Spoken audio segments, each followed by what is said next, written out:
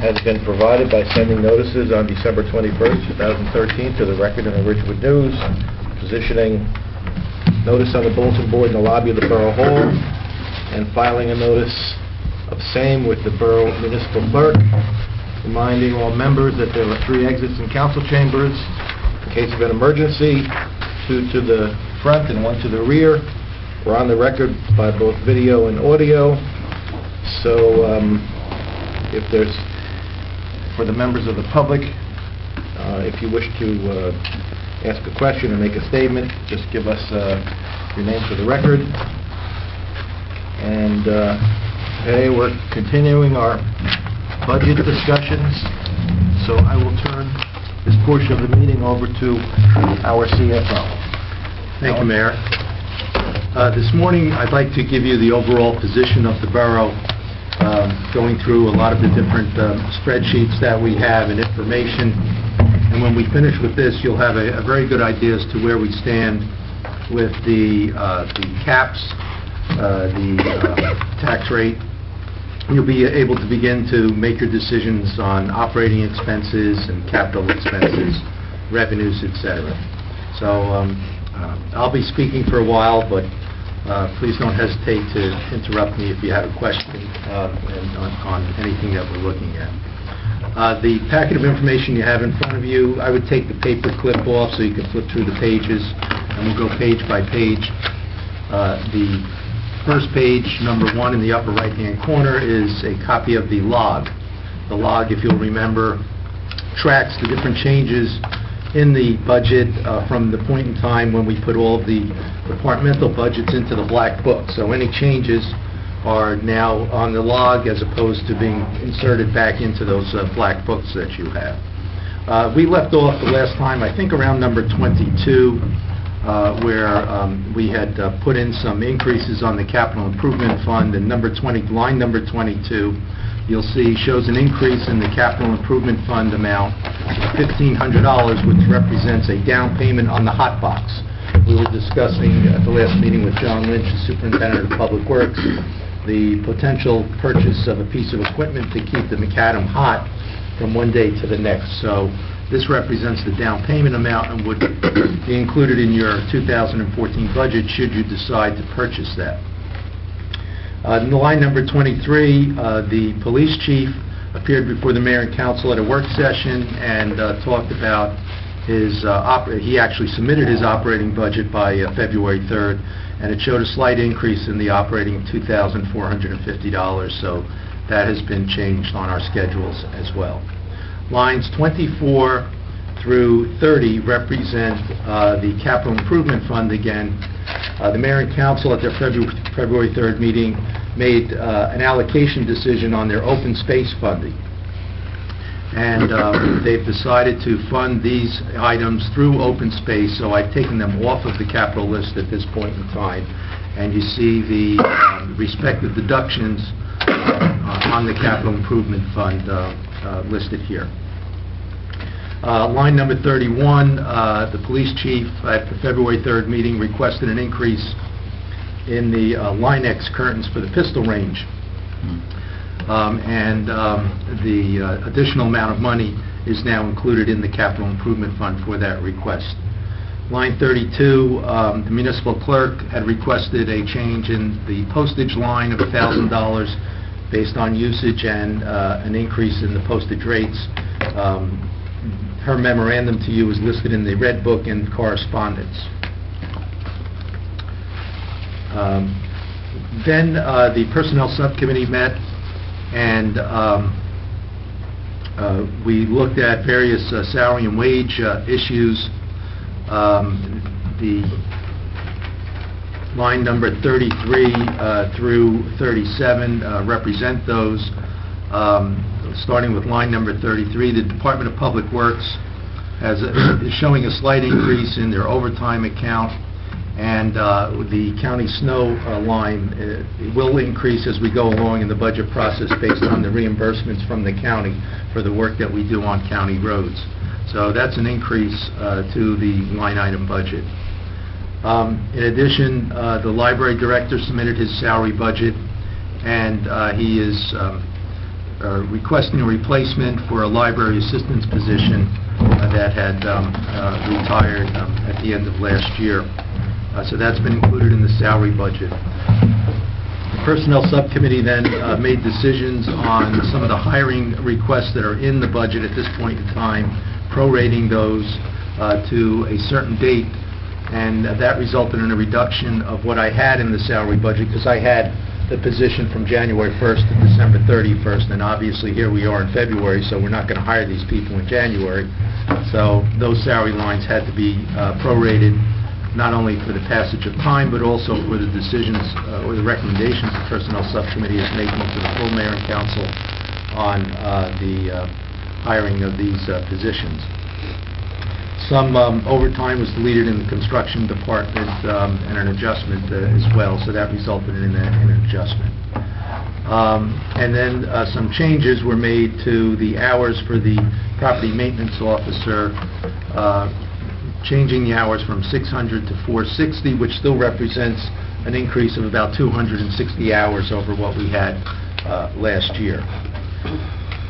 On the back of the sheet, or page 2, I should say, there are 2 items that are listed but are not posted yet. Item number 39, I met with the library director yesterday, and we went over a schedule that you'll see a little bit later on, and he pointed out that I did not have the $10,000 that they had requested for their strategic plan in the other expenses. So that is listed here on the log, but it has not been posted to the budget that you'll look at today. In addition, we went over the hours that he had requested through his strategic plan, and we adjusted the hours that I had put in the budget earlier on, resulting in a reduction of $23,840. So those have yet to be posted to what you're going to look at today, and will be after today, next time you see the update. Next series of pages 3, 4, and 5 are the listing of all of the operating accounts, and the Mayor and Council can come back to this later on and look through these and talk about these individual lines. But if you go to page 5, we'll look at the down totals here just to see where we stand compared to the budget that was adopted last year. Budget adopted in 2013 was $14,470,841.87. Right now, what has been submitted to date is $15,093,448.01. That breakdown that comparison results in an increase of $622,606.14, or about 4.3% increase. The lines below show the salary and wage.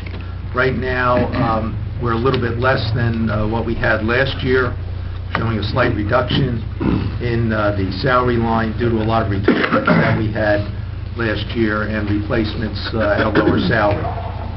The other expenses is where we have the majority of the increases, $633,588. Going to page 6,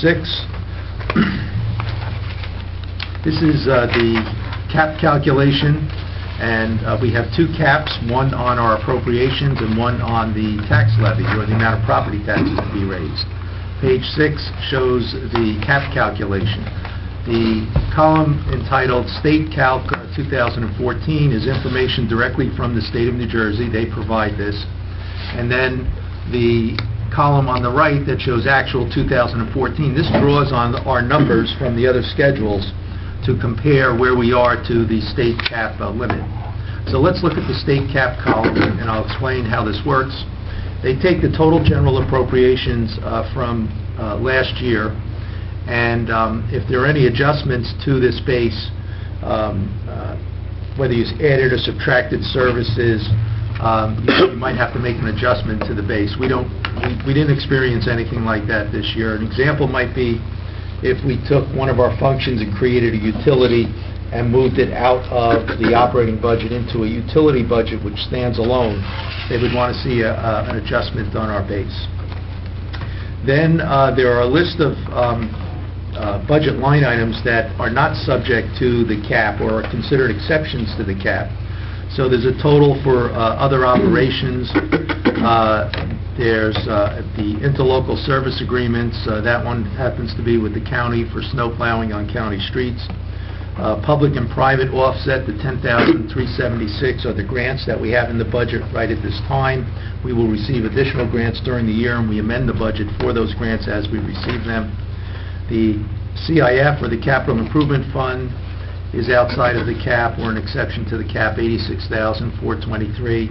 Debt service from last year, $1,326,000. Deferred charges are emergencies, or the 1/5 of the bond ordinances that we raise in 1 year, and the RUT, or the RUT, is the Reserve for Uncollected Taxes of $532,000. So we total those exceptions, we subtract it from the appropriations up above, and that gives us the amount on which the cap is applied. Now, Alan, could you, just one more time, total other operations, what's that again? well, that's a listing of various items that are permitted to be excluded from the cap, some of which would include LoSAP, the library appropriation, portions of our health insurance, things like that. So there's a long It's a potpourri. listing. Yeah, potpourri of items, miscellaneous items that appear outside the cap. Does that include emergencies from last year, too? Emergency group would be under this category, deferred charges, if they are outside the cap. The state has certain penalties where you have to raise these inside the cap. So, but for the most part, ours are all outside the cap. Then, as the council is aware, there are really two choices this year, either to experience a cap increase of 0.5% or 3.5%, and that's why you see those percentages there. You take those percentages based on the $10,273,507, and we would be allowed, under the 0.5% rule, to increase our budget by $51,000 for the items that are inside the cap. 3.5 would allow us to go to $359,000. So if you compare our actual of $10,579,000 to the $10,324,000, which includes the 5% cap, in this case, you can see we're over what would be considered the legal limit by $254,000. Now, the law does allow, after this point, certain modifications. You get a modification for new construction. That's the $226,169.81. And then you can have a bank of unused cap, which carries for 2 years, and you see those numbers below, from 2012 to be used in 2014, or from 2013, we had the $480,851, or the $158,364. So if you apply these items, then even at the 0.5%, you don't have a cap problem. But at the 0.5%, you wouldn't have banking going forward into 2015. Page 7 is the same calculation. The numbers just reflect the 3.5% figure at this point.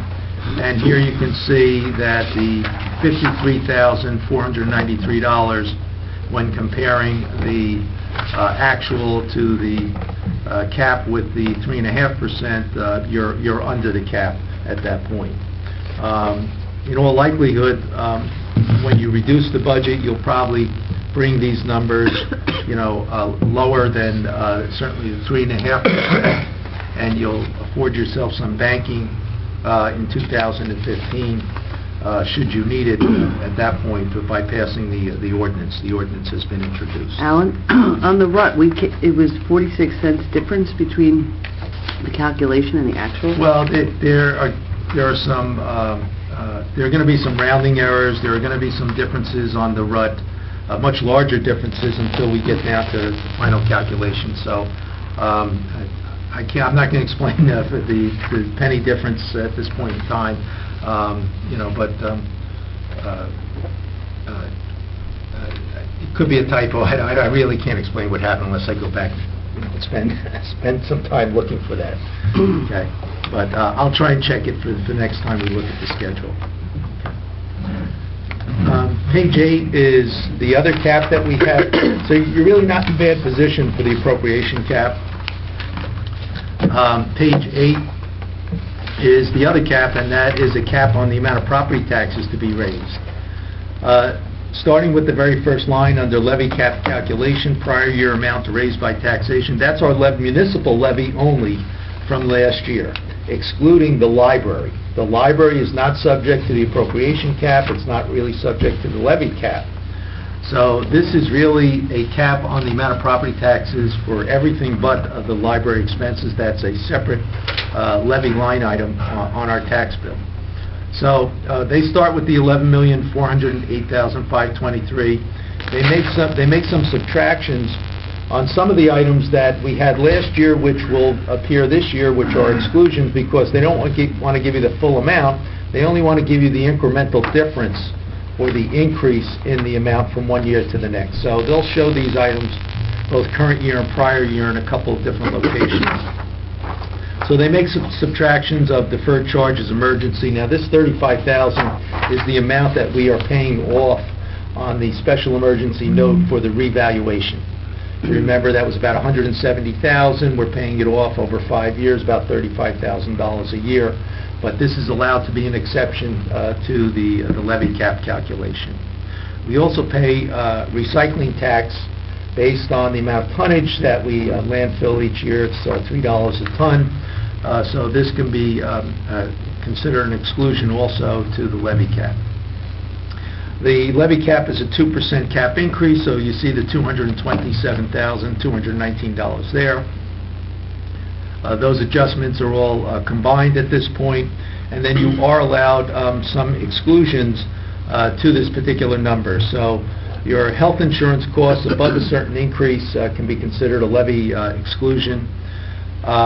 If you've had an increase in the LoSAP, that can be excluded as well. It's only $122 here at this point in time. Capital improvements, that's the money from the capital improvement fund, the increase over last year, $215,000. Allowable debt service, capital leases and debt service share of cost increases. This is your increase in your debt service from one year to the next, but it also takes into consideration any incremental change in debt service for the Bergen County Utilities Authority. So that has to be factored in there, and I have estimates at this point. You see the recycling appropriation, which is there for this year, as opposed to the $12,550 from last year. Deferred charges unfunded are included. This is 1/5 of our bond ordinances included.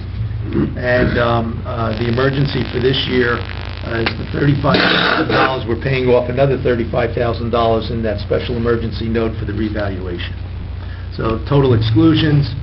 If we canceled any of these exclusions, and we did cancel some of the debt service lines that we didn't use, and might have been a little interest on the bonds that we didn't use last year, so we canceled that to surplus.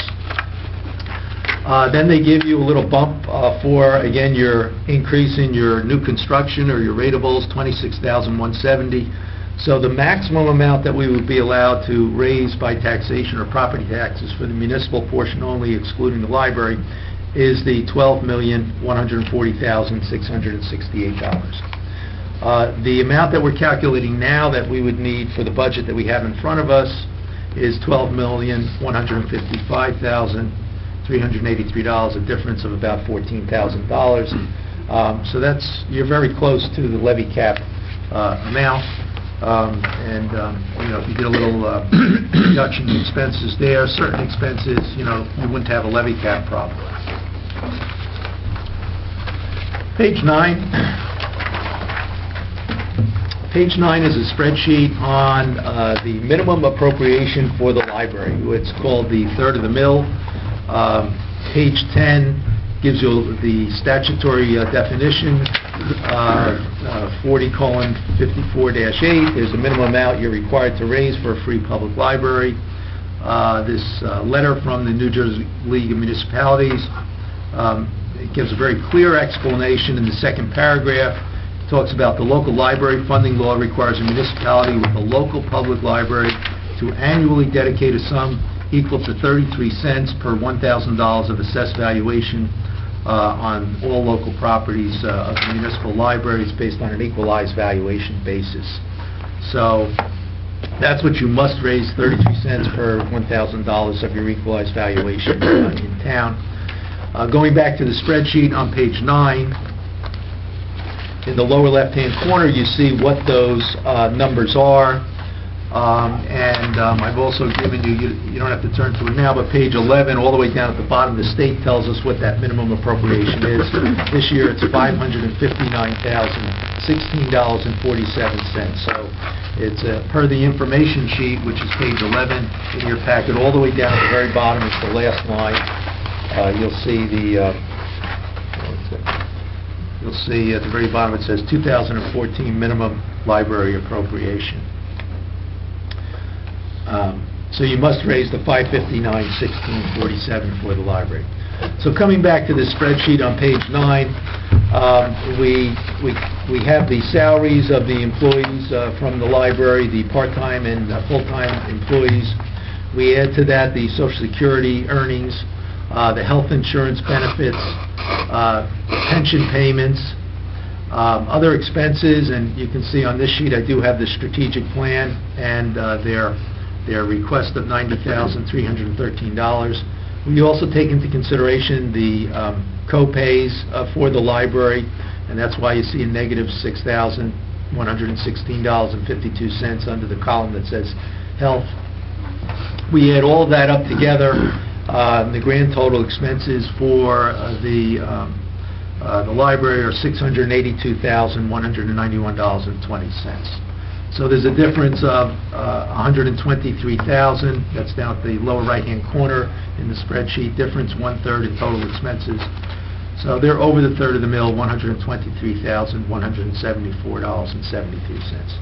I should say that the borough has always generously funded beyond the third of the mill. In some of the most recent years, maybe not, but going back historically, there have been, funding beyond that third of the mill figure.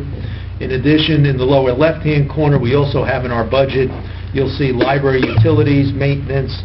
There are other expenses that are used to subsidize not only the library, but the library property as well. The maintenance of the library property really is not an appropriate expense to be listed under the third of the mill, but obviously the support is there from the borough for it, and so I always like to disclose that as well. So that's a question that you need to resolve. Mayor Dara told me he is leaving on vacation for 2 weeks, so if you need to schedule a meeting with the library, it would be about 2 weeks out to discuss this with them. Not something you can really handle with the library, What was their 2013 budget, Alan?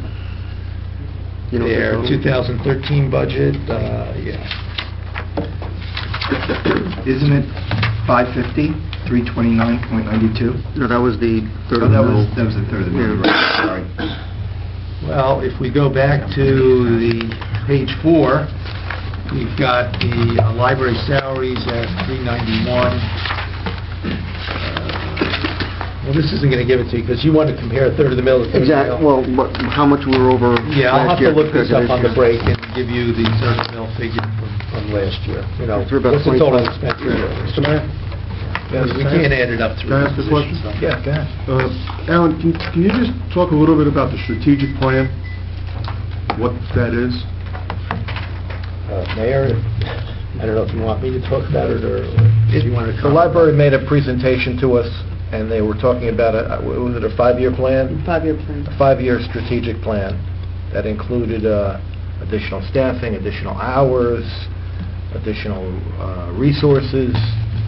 They want to implement that.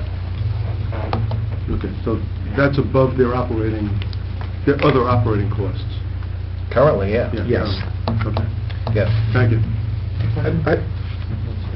I believe, and I could be wrong, I'm going by memory, I believe that they were saying that they were looking to increase from last year $10,000. I believe it was right around that number, if not that number. That was that number. Was that number. So this 682,191.2 is if I'm not, if I understood them correctly, is $10,000 more than last year. Mhm. I believe it's more than that, because he added more hours going into this year's budget and more staffing immediately under this proposal.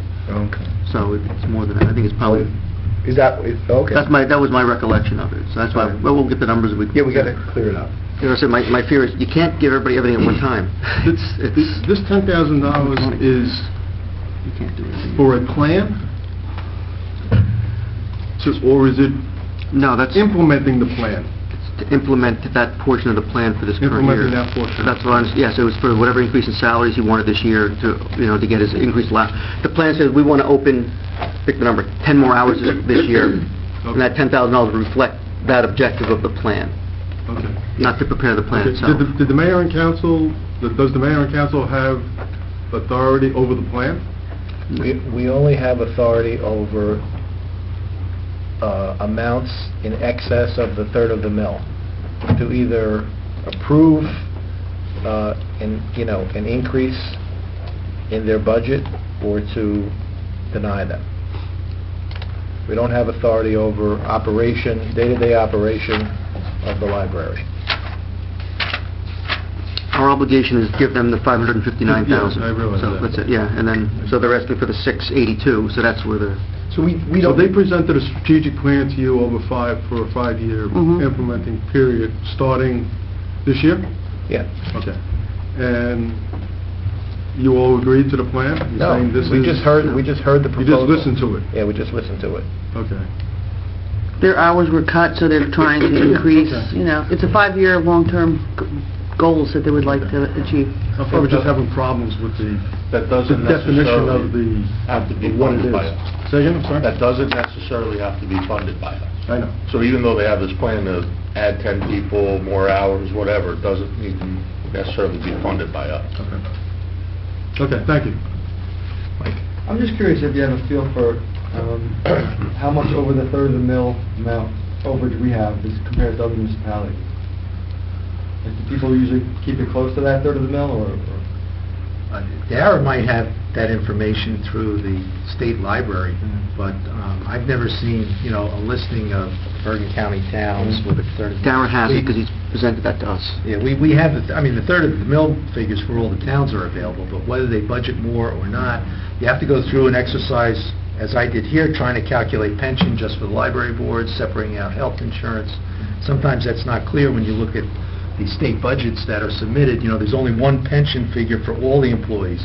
You have to do that analysis of how much really pertains to the library. It's pretty fluid. It depends upon the economic climate, where some towns may hold their library to the third of the mill. Some towns have even,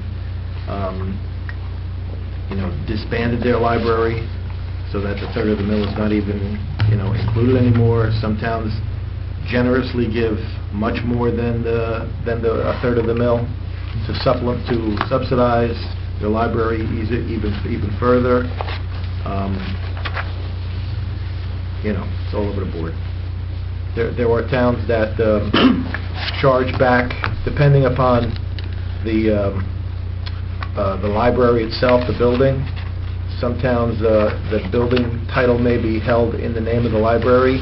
In our case, it's borough property, so we maintain it. We pay for the heat and the hot water and the electric. We don't charge those utilities back to the library's third of the mill budget. Good. It's, a controversial area. There's been litigation, things like that. Rent, right? Charging the library rent. Yeah, some towns tried to do it, and I have the legal opinions here, if anybody needs to look at them, but this is all we're allowed to charge. Okay, if we go to... One more question, clarification. The caps that you were talking about previously, is this $682,000 into that number already? No, the library's not subject to either the appropriation cap or the levy cap, but... Even the amount we put into it? Even the amount above the... Well, the third? utilities, some of those things might be, yes.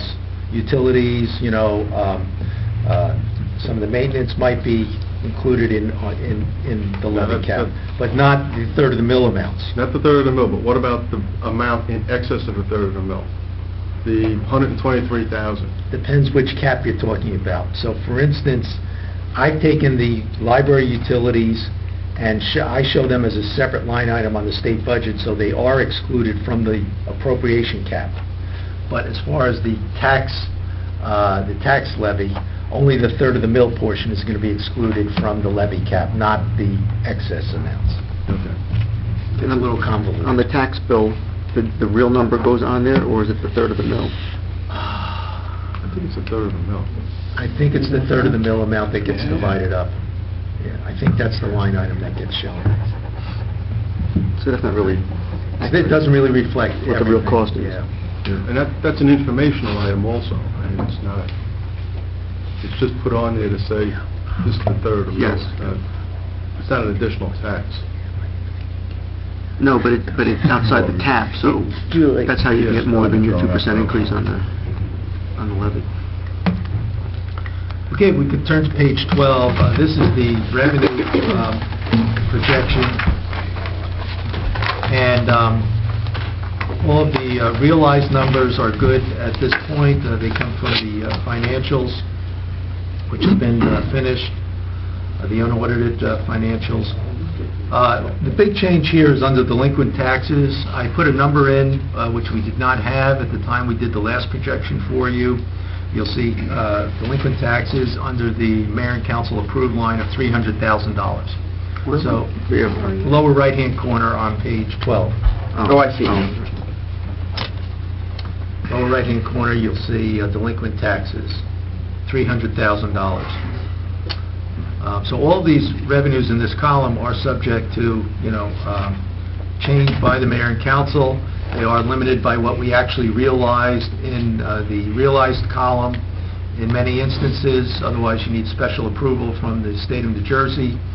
And there are a couple of formulas that get applied to some of these categories as well, which limit how much you can anticipate. But right now, this is a conservative recommendation by me, which I feel fits within the fund balance policy and would generate additional fund balance or surplus going forward. How does that delinquent tax revenue compare with what our Well- RUT estimate was? Well, with the tax revenue, the $300,000, since it comes from another source, will reduce the the amount of property taxes that we need to raise from the last time we looked at it. You'll see that effect when we look at the impact on the typical home. That has come down significantly. Page 13. This is a historical schedule of our what we call fund balance, or the amount of surplus in a particular fund. This is from our operating fund. It's divided into four parts. We have the years on the left-hand side. The first schedule is an audited schedule. So these numbers, these first four columns, come from an audit report. A certified public accountant has attested that these are valid figures. So I'll focus on the row that says 2013 down at the bottom. And the first column is a January 1 balance at the beginning of 2013. We started the year with $1,054,296. During the year 2013, we have certain things that improved our surplus position. Maybe you anticipated receiving a certain amount of revenue in your municipal budget, and we received a lot more. So that adds to the surplus. If you had tax appeals that you lost and had to pay out, that would reduce the surplus. So we add those pluses and minuses together, and we get an excess to the fund balance of $1,071,974. The amount that we used in last year's budget was $425,000, so that's a reduction to the balance plus any excess we earned, leaving us with an ending balance for 2013 of $1,701,270. So that's your position at the end of 2013, and you can look up and through this schedule to see what the history has been, and look at, any significant trends. Then we start a schedule that the mayor and council over the years have asked us to build. It starts with the opening balance of $1,054,296, and you can see that ties to the audited opening balance. We then look at the amount of deferred school taxes that have been raised and are subject to being included in fund balance or surplus. Deferred school taxes, remember, we raise taxes for the county open space, municipal open space, the local school, the regional school. We had a special district, we would raise taxes for that as well, and the municipality. So that totals $45 million. But with the schools, we're on a schedule where we raise 6 months in advance the taxes that are needed to be paid over to them for their operating expenses and debt service. So this represents, the 1/2 portion for the local plus the regional school system as well. And that is due and owing. It's what we call a contingent liability to the schools. At some point, it will be due and owing to them, although it's not considered a liability on our balance sheet. The state has allowed towns to include those deferred school taxes as fund balance or surplus that the municipality has discretion over. The third column in this part of the schedule, municipal surplus January 1, takes our opening balance and subtracts the amount of deferred school taxes to try and give you an idea as to where the municipality is relative to its own fund balance and the deferred school taxes. And you can see we have a negative number on the 2013 row. Again, we repeat the amount that we used last year in the last year's budget, so that is an amount that we used last year. We have another subtotal here, including that item. We add in the excess to the fund balance, so you see the $1,071,974 repeated here. And then we come up with a column called municipal surplus, December 31. Some of the prior elected officials call that the true surplus. So that leaves us in a position, basically, of really not having our own municipal surplus. We've used deferred school taxes over the year, and we owe this contingent liability to the schools at some point. And then there are various percentages that I was asked to calculate, so councils would have some ideas to the percent of the budget that we're using of the deferred school taxes, how that appeared relative to other years, what the percentage of municipal surplus was, and is there a growth or a decline in the school tax? Because as school budgets went up, we had to raise more taxes for them, and obviously that meant more deferred school taxes going into the municipal surplus pot or the fund balance. But now that the schools are capped very tightly, in the years past they had a little bit more flexible cap than we did, but now they're capped very, very strictly, so there's less growth in the deferred school tax line. And then the surplus used as a percentage is also there as well to give you an idea as to what we're looking at. These surplus numbers have to be taken into consideration with the fund balance policy adopted by the mayor and council. So pages 14, 15, 16, and 17 are the fund balance policy. And I'd like to just point out, you can read it at your leisure, but there are a couple things you need to be aware of. Page 16 developed a target balance for the borough. Bless you.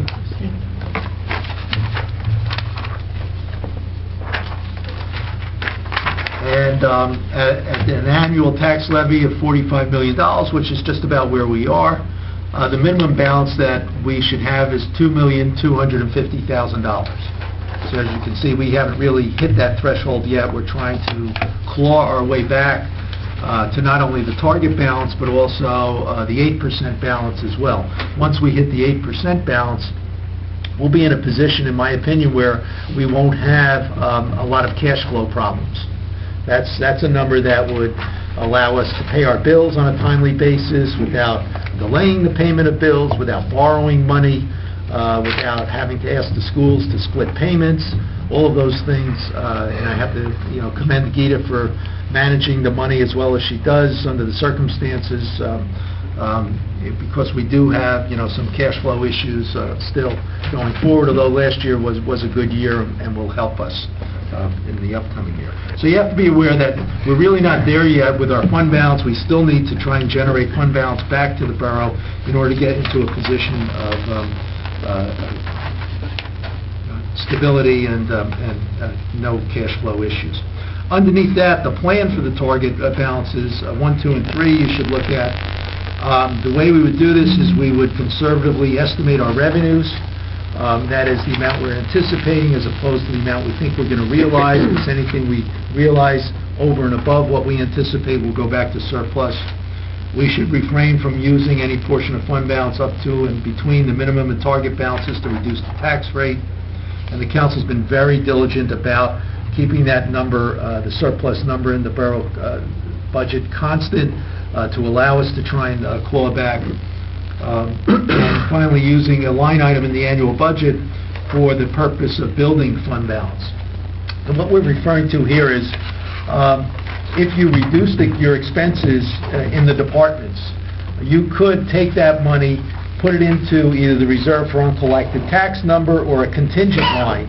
And since those two items would not be spent by the end of the year, that money would flow to surplus. So if you reduce your expenses but want to increase this RUT or the contingent, then you'll experience some growth in your fund balance by doing that. Okay, page 18, we come back to a schedule you've seen before. This is the two-part schedule. Down at the bottom, the first thing we do is calculate what we call the reserve for uncollected taxes. Brief definition of the reserve for uncollected taxes. We have 4 major revenue sources that we collect in order to support this budget. We have surplus. We have miscellaneous revenues anticipated, building permits, fines and costs, court revenue, state aid, things like that. We have delinquent taxes, people who didn't pay their taxes from the prior year, and we have property taxes.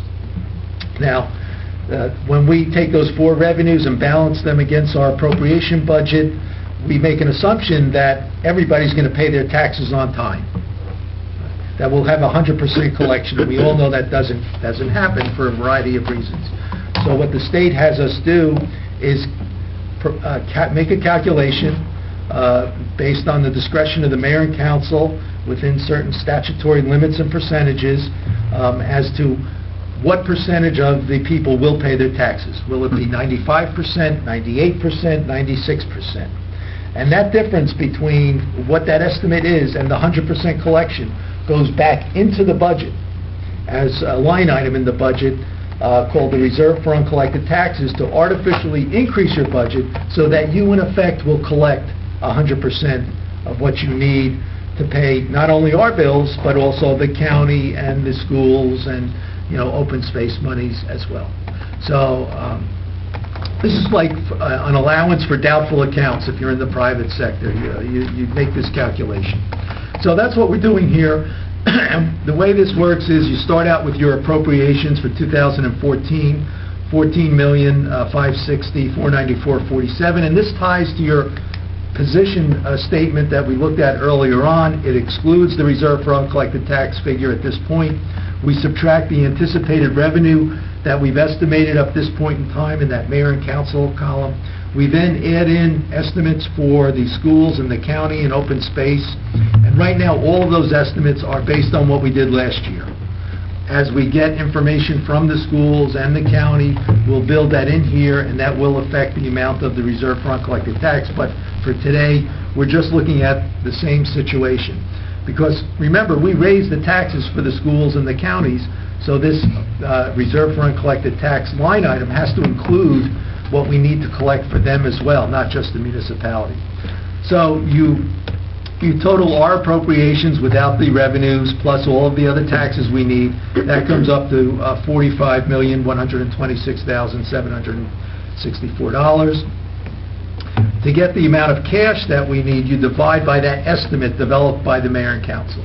So last year we estimated that 98.8% would pay their taxes on time, and that's the percentage we use. For this calculation, I'm using the same percentage, and then you take the difference between your total taxes and net appropriations plus the cash you need.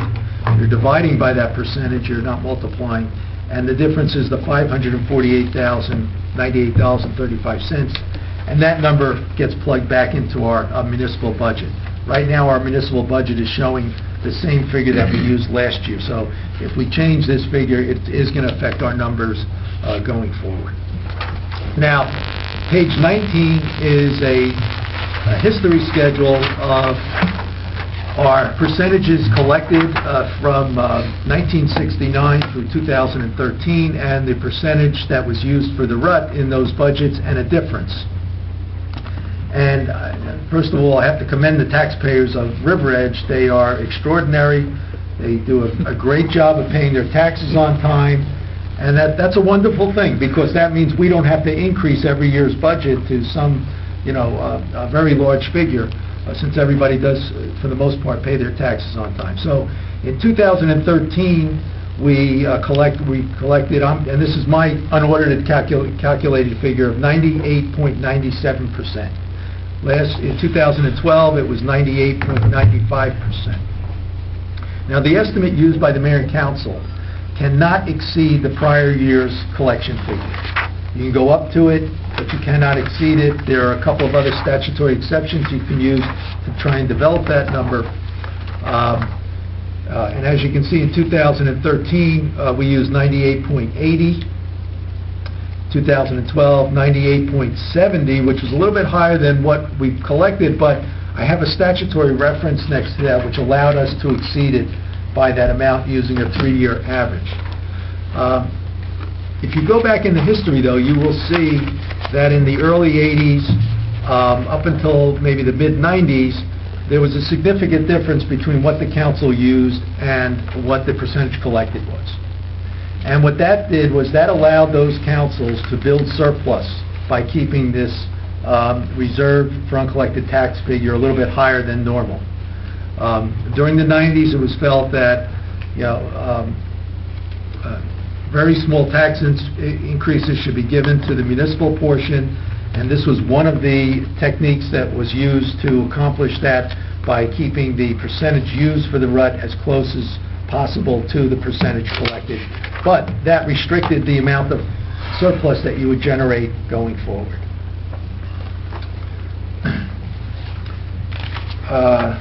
Okay, so that's the percentages that we will have to look at when developing that number for the reserve for uncollected tax. Going to page 20, which continues on to 21, this is a look at our tax rate calculation. Oh, I'm sorry, we need to go back to page 18 to explain the tax rate. If we go back to 18, we didn't cover the schedule up at the top of the page. At the top of the page, we have a comparison between last year and the current year. The assessed valuation, this is a figure now from the tax assessor, $1,434,376,927. Compared to last year, you can see there's not too much growth at this point. The appropriations, including the reserve for uncollected tax figure that we calculated down at the bottom, is $15,108,592. Subtracting out the revenue gives us the total tax levy of $12,714,399.82. For reference, the third of the mill figure is there, so if you're trying to figure out our levy, you would have to subtract out the third of the mill. The tax rate then is accomplished by taking the levy and dividing it into the assessed valuation. It's 84 cents or 0.8474. The 1 point, that's not correct. My formula must be off there. That 1 point should be $143,436.69. I'll have to check that. $143,437.69. Now, that's an important figure, because if you want to reduce that tax rate from 84 or from 84 cents to 83 cents, you have to either raise revenue or cut expenses by the $143,000. Okay, if you raise revenue by that, you'll reduce your tax rate by 1 point, as we call it, or 1 cent on the tax rate. Or if you cut expenses, it will have the same effect. Now, 1 cent or 1 point on the typical home, which we describe as $381,000, would be $38. Okay, so you equate the $143,000 basically to a $38 point increase. So that ream of paper we told you not to use doesn't really help us. Not that much. All right, page 20, new tax rate. So here we carry forward the .847 up at the top where it says calculation 2014. We compare it to the municipal rate of .795 from last year. And it fills in the screen on the left, the columns on the left-hand side for the value of any home. You can pick out any home value you'd like and see what the increase is or the change. And we have the ability to plug in total tax rates, and change it to that at a later point also. And then on the right-hand side, I put these figures for a couple of typical homes: 400,000, 430, 436, and 381,202. Going back in the revaluation year, our figure was closer to 436,000. Now it's closer to the 381,202. So we'll focus on that one as the typical home, and the annual increase using all of these figures is $200.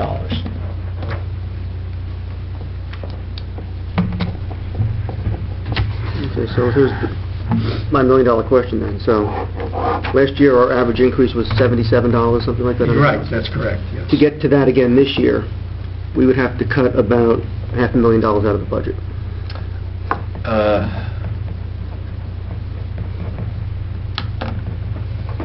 Let's see, we're at 200, you need $125. Divide that by the 38. Times 143. I'll tell you in a minute. 470. 3, 86, yes, maybe a little bit more.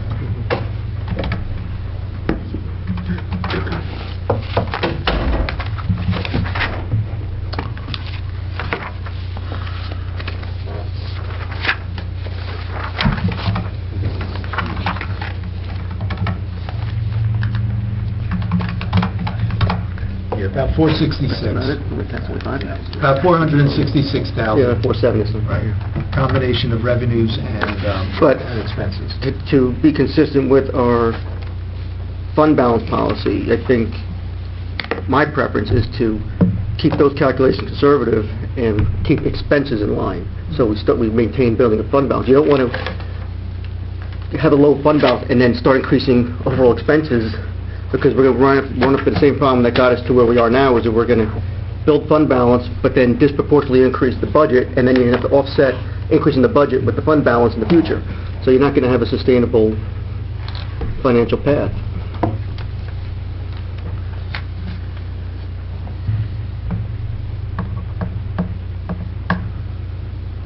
And I can see right now, we made a comment, a lot of it is the capital, because our capital improvement fund is up $215,000 this year. The payment of the bonds will go up $180,000 based on that. So, obviously a lot of it goes from the capital list. So cut expenditures, Or generate revenue. or a little bit of both, maybe. So, Mayor, what the group is confronted with is going through the operating list, the position summary, looking at the revenue figures that I put in there, see whether there is some adjustment there. Ed has spoken about that, confirming or changing the reserve fund collected tax percentage, and looking over capital. Be better for law. Yeah, let's see how far we can get with the operating budget. I have to leave at 10 o'clock this morning. So, someone can take over the meeting if they want to continue, or we could discuss capital at our next meeting. We should start with the operating budget.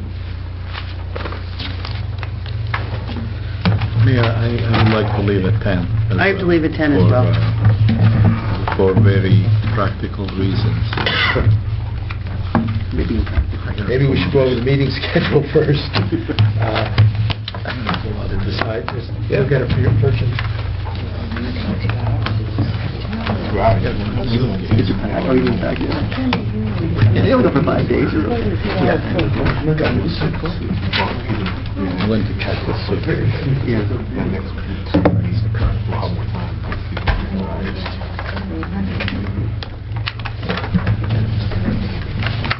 One more round? Oh, my God. Need one more. Have a word with, calm down.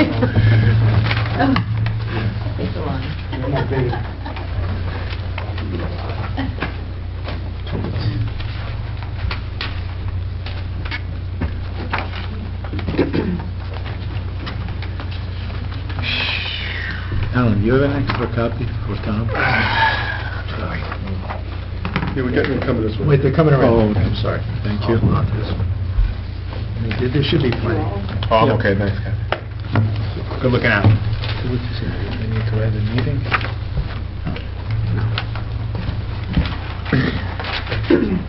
I'll be late on the 11th. Did you get my email? Yes, yeah, I think I attached that. They did on the back. Yeah. Because others might have the same. Yeah. So Mayor, we're meeting today on the 8th. We have a special meeting on Tuesday to work on the budget, followed by the work session on the 18th. We'll use that to do some work on the budget. And I think,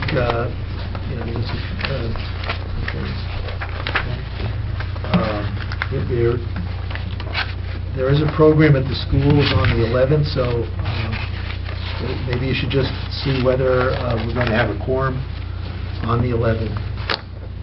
Alan, what's on the It's the child abuse prevention program that the school is sponsoring. Oh, So I won't be able to arrive until 7:45 that night. I don't know if that impacts anybody else. Is anybody Yeah, else? Kathy, I think, is attending that as well. All right. If we'll have a quorum, then we could... Alan, I'm out next he's week. Right, Vito's out, right? But I'm good the rest of the dates, as of now. I have them all down.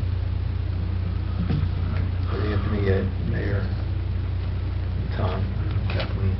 So if we have a quorum, we can meet on, it looks like we might have a quorum. 18th, we'll use that. Right?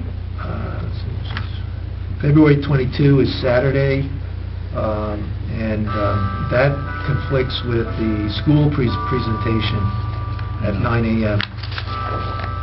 They would like us to appear there, so I don't know whether you want to do an afternoon meeting on Saturday after the school, or just take that out.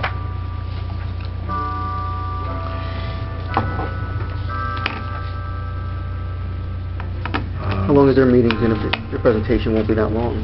School? Yeah. About an hour. Yeah. Hour and a half. Depends how many questions. Last time we met there, remember? We met Yeah, right there at the school, before. Cherry Hill. Yeah. No, we had a meeting before their meeting. Yeah, in the That's what we did. classroom, Remember we met right. before that? So we can do that too, meet from 8 to 9, and Their meeting is 9? Their meeting's at 9 o'clock. that's what we did last week. Yes, we did. In the small chairs. Yep. We met in the... But if we need to keep the time open, then maybe we can do that. Just let me know what you want to do. Yeah, we can meet there for an hour. And then if we need to, we can go back afterwards, or at least we'll have an hour on the schedule in case we need to. So you want to meet there, but discuss our budget? Our budget 8 first, tonight. yeah. Okay. Do that.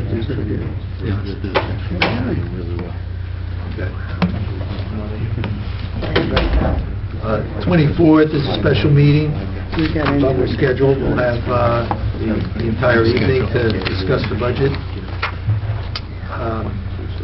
March 1st would be our last Saturday to make decisions for the introduced budget, which would be on March 3rd. So, I would need Sunday and Monday to recalculate and get everything in shape for Monday night. And then, of course, this is the introduction of the budget. The budget can be changed before it's adopted, so you can continue to meet after that and make changes to it if you so desire. But it's the meeting, trying to meet the statutory date of getting the budget introduced to the public. Isn't the schedule actually now in April? Yes, for adoption. But even introduction's even later than Yes. push the statutory. Usually it's February 10th. Yeah. Introduction, the statutory date. It's been extended to March 14th, I believe.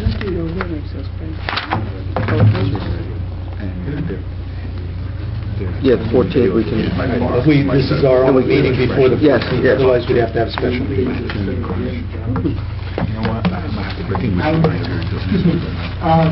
correct, the weekday meetings will begin at 7 PM? The work session meetings? Yes. Yes. Yeah. Where you see the WS, those would be 7 o'clock.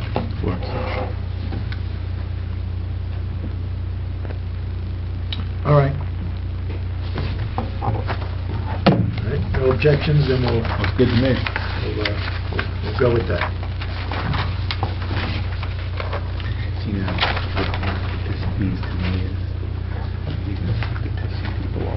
So we are going to meet on Monday, the 24th. And That could be pretty.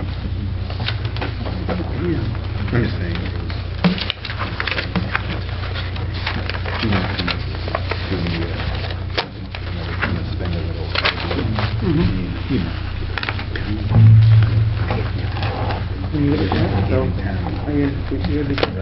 Yeah, the 24th I'm probably going to be late, but it should be pretty well starting by then.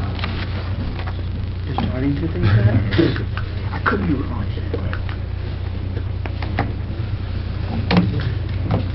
And you got to come home and try to keep human being. I was a kid, I got hit. Go back to the operating, if that's where you'd like to start. Okay, we're on page 3 of that handout in front of you.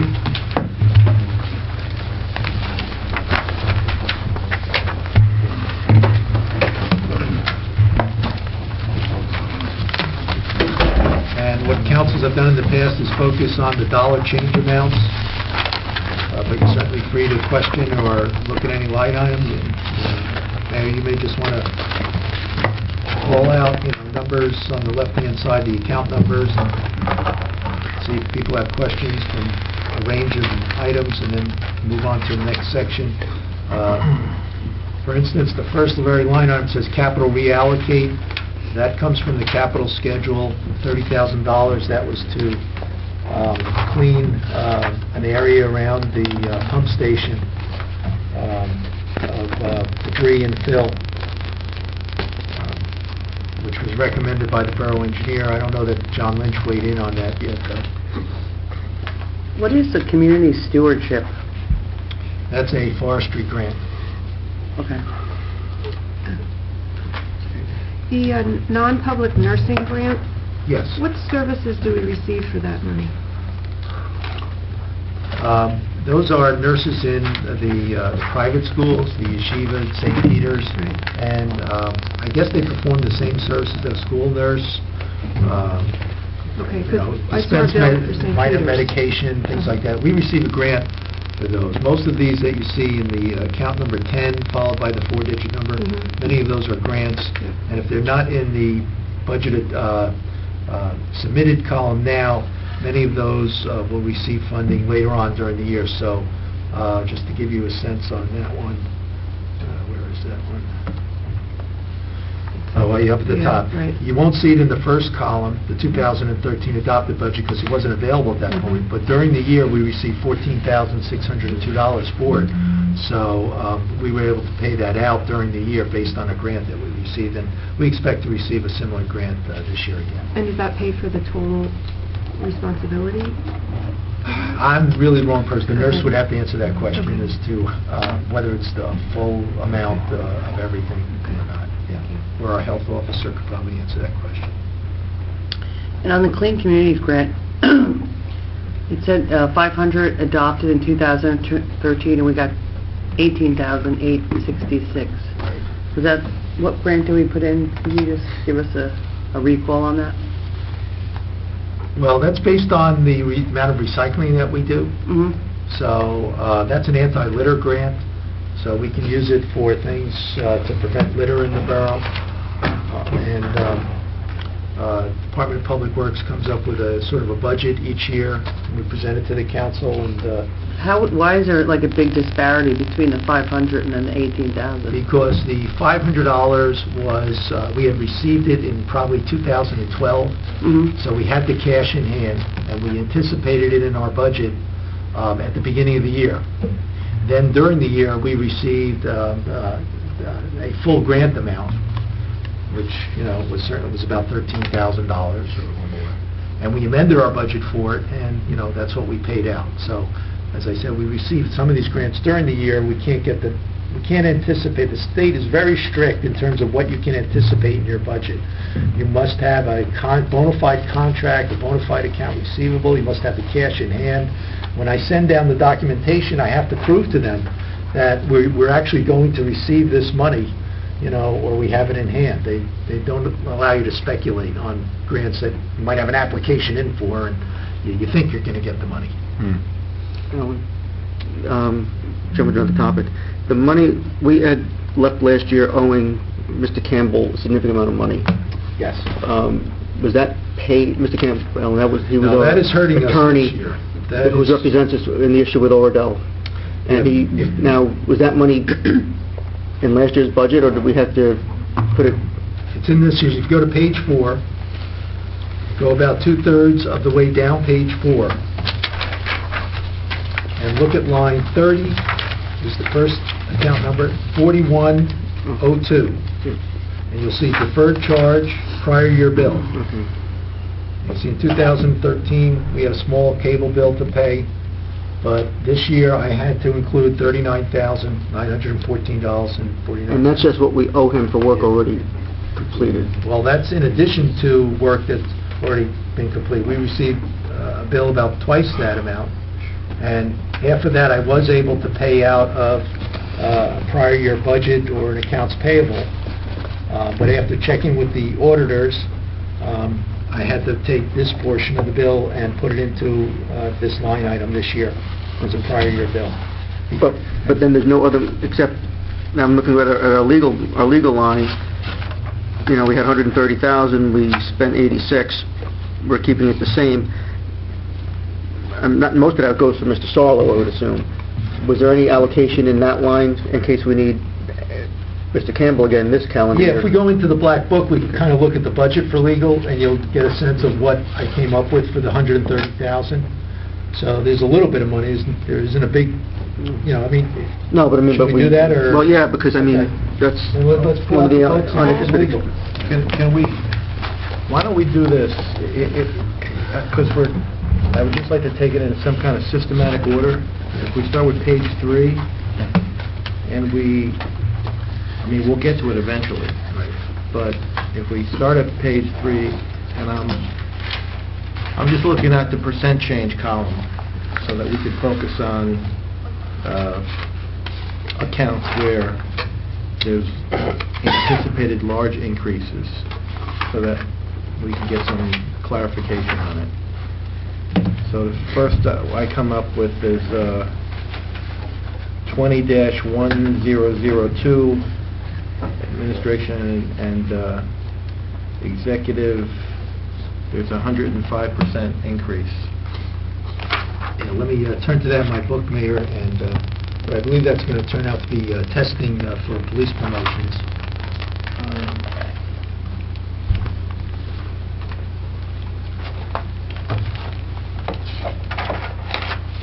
What number is that again? Sorry.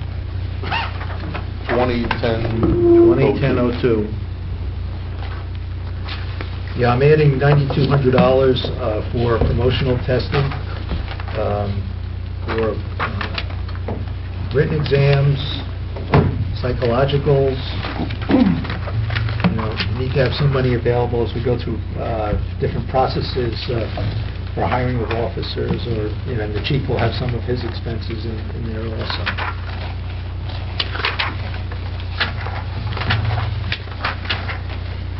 Alan, 20-1012, public information. We budgeted 4,000, we spent 2354.2, but we're again budgeting 4. Can you explain that?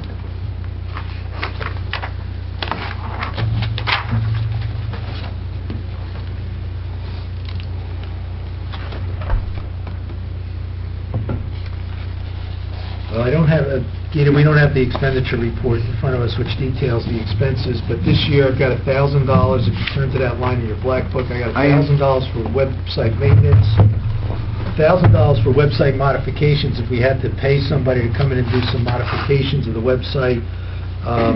We didn't have to do that last year. Domain name, $200. To maintain the email service, $1,500. And if I have to call somebody in to repair the message board, I've got $300 for that. So it's kind of a mix. I don't know, certainly repairing the message board if something goes wrong could be more than $300, but it's just a guess at this point.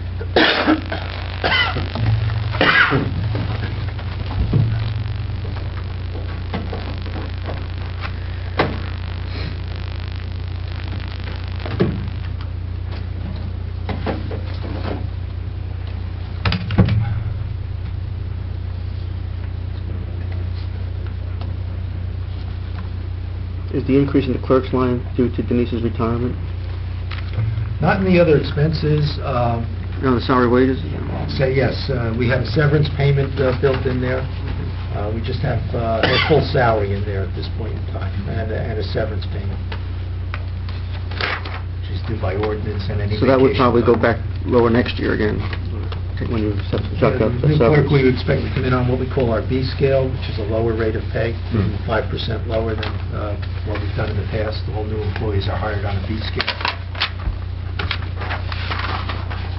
Let's see, that brings us down to... Mr. Mayor? Yes. Quick question. Alan, going back to what the mayor was talking about, the administrative and executive expenses, the $17,000 this year versus the, I guess, the $8,000 last year. Right. Is part of your explanation was that it was for testing, and I think you mentioned the police department, and... By ordinance, there's a process in order to promote a police officer, say from police officer to sergeant, from sergeant to lieutenant. And because we've had certain retirements, there are vacancies in those positions. Okay. The question is there also a line in the police department's budget for that also? Not for that, but the chief would have to anticipate if we hire new police officers, uniforms, and outfitting an officer. If there's any training expenses to go to Bergen County Academy or anything like that, he would fill some of those numbers in. So this testing is in both budgets? It's in both budgets because some of it's a little bit administrative to get us through the process, and he takes more of the line responsibility, getting him out in the field. Okay. All right. I'm just wondering if the testing was in both places, that's all. Yeah, no. Alan, we have an increase in engineering services, 2016-52 of $55,000. We have an increase in economic development of $47,995, and the historic office for $600. I get the economic development. I'm sure that's connected to the SID. Is that correct? Yeah, we had a proposal of about $63,000 from the consultant to do, I think, 3 or 4 objectives for next year. So that full amount of the proposal is in here for your consideration. That's what I thought.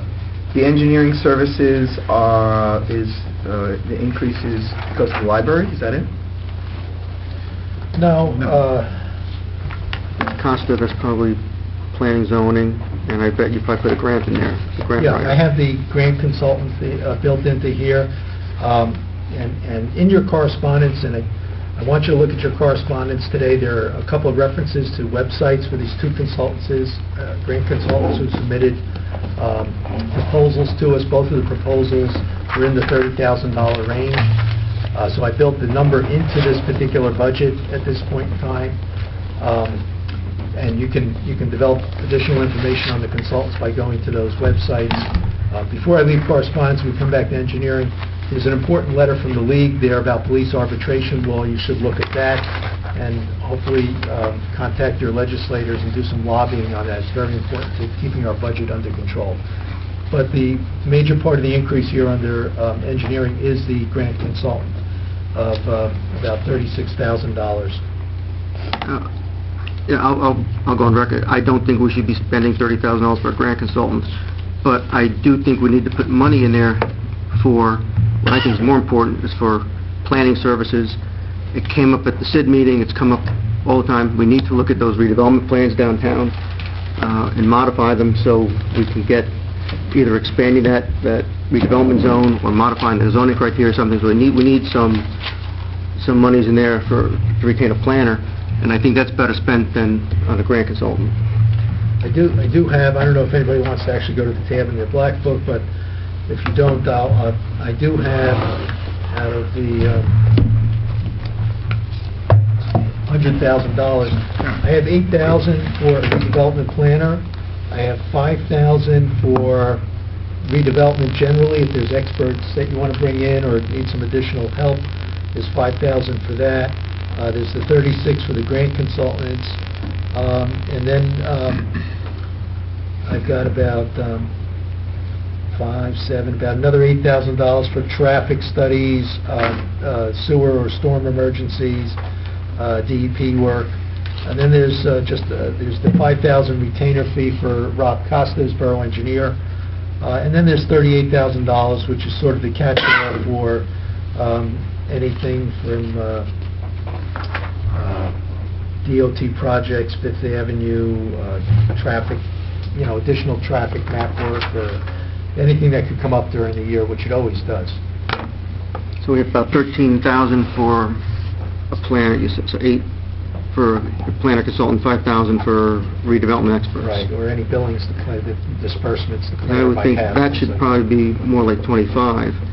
I don't think we're going to spend the $36,000 on a grant consultant. I mean, if the money's in there, we could move it around. Yeah, I understand, but we should just, I'm not saying take it all out. I'm just looking to reduce some of these budgets so we start. Yeah. And we don't have much latitude on some of the other lines. That's what I'm saying. So, we may want to just, right now, reduce that line by $5,000, just as a starting point. $5,000 from where? From engineering, just as a lump. Okay, so take the $5,000, which is... It doesn't have to come from any of those particular lines. It only shows up one number on our overall budget. We can decide how we're going to allocate it when we, whatever we decide to do. Okay, I'm just on the sheet. Yeah. So you're saying from $100,000 to $95,000? We're at 100, yeah. As an umbrella, right? Yeah. At least that gives us some for planning, and I said I may come back and recommend we use that more, but as a starting point, I'd say we start there and just... and I would say the same thing with Mr. Smart. I don't think I'm in a position to want to give him $65,000 this year. No. So, I don't want to put that much there either, so... The $65,000 for the redevelopment consultant, we give it general.